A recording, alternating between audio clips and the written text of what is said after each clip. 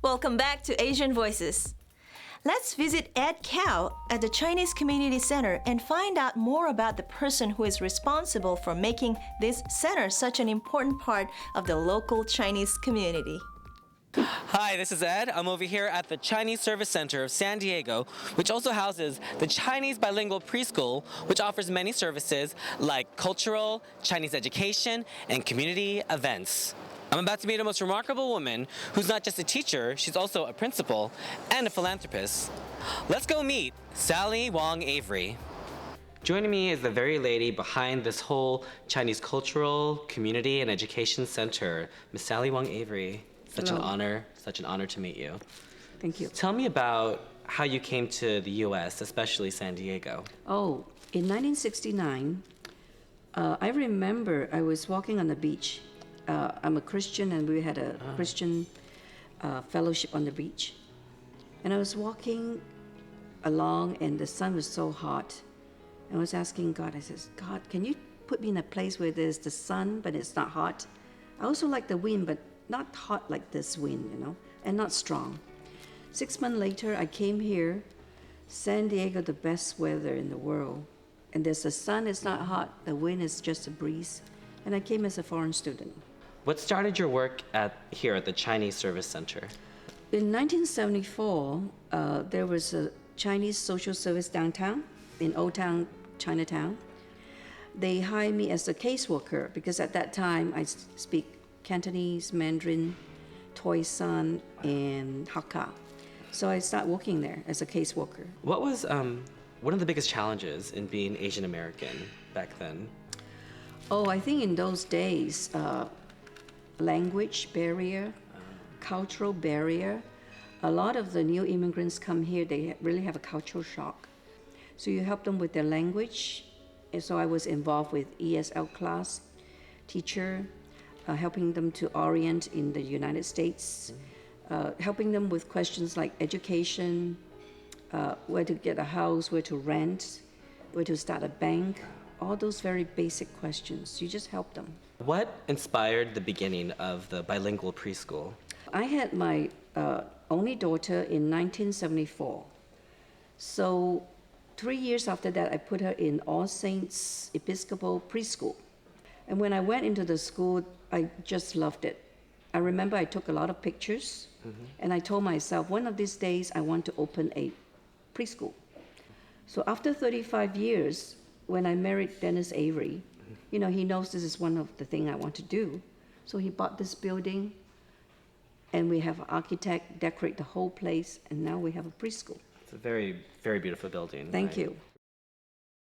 We also have lots of Chinese artifacts here, so children can appreciate, like a little museum.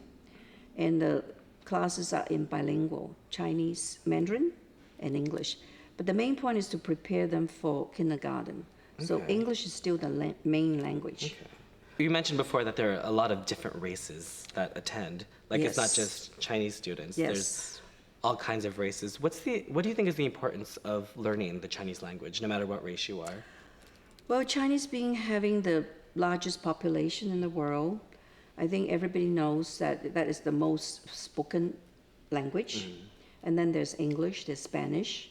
So I think for our Americans, if we prepare our future generation, we have to tell them, American must be bilingual, trilingual, not just English speaking. Yeah. With that intention, we started this school so that we can help all the little children to learn all the different languages. And when they grow up, they can work in China, they can work international, they can be leaders of the world. Yeah. Well, I understand that you are an attorney at law, and you're still practicing that? Oh yes, I still have my license active, but full-time I'm a Chinese school principal, Chinese bilingual school principal, and also president of the Chinese Service Center. Tell me about the philanthropy that you and your late husband worked on. Oh, Dennis Avery and I, we supported a lot of good causes that we select. For instance, the AIDS program in China, in Africa, public library in Honduras. We just put a library in Sabah, Sandakan, with 20,000 books for the library. We also do clean up rivers so that they can have clean water to drink in South America. We also did a rehab program in Hong Kong. We also do a lot, but like I say, we give and not to count the cost, and give and not to ask for any reward. So I don't really remember them, but I know we've done sometimes 75 projects a year. Tell me about the curriculum at the Chinese bilingual preschool. Yes, the Chinese bilingual preschool are for children from age 2.5 to 5. So they come in, and we were told this is a very good school because they're in uniforms.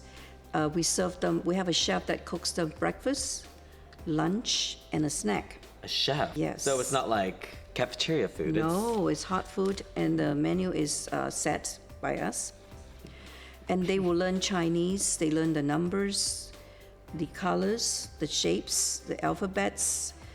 Wow. And I wrote a book on good manners, so that's one of the textbooks that they use. Children will learn to respect and love their elders when they're very young.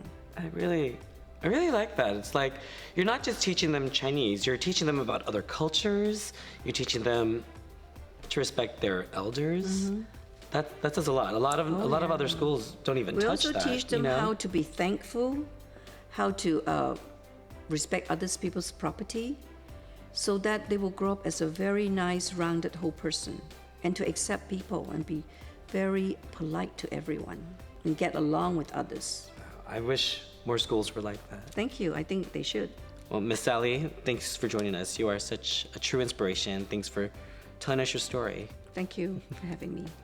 So if you want to learn more about the Chinese Service Center, the Chinese Bilingual Preschool, the Chinese School, please come to our website at Asian Voices. You'll find all the information you need there.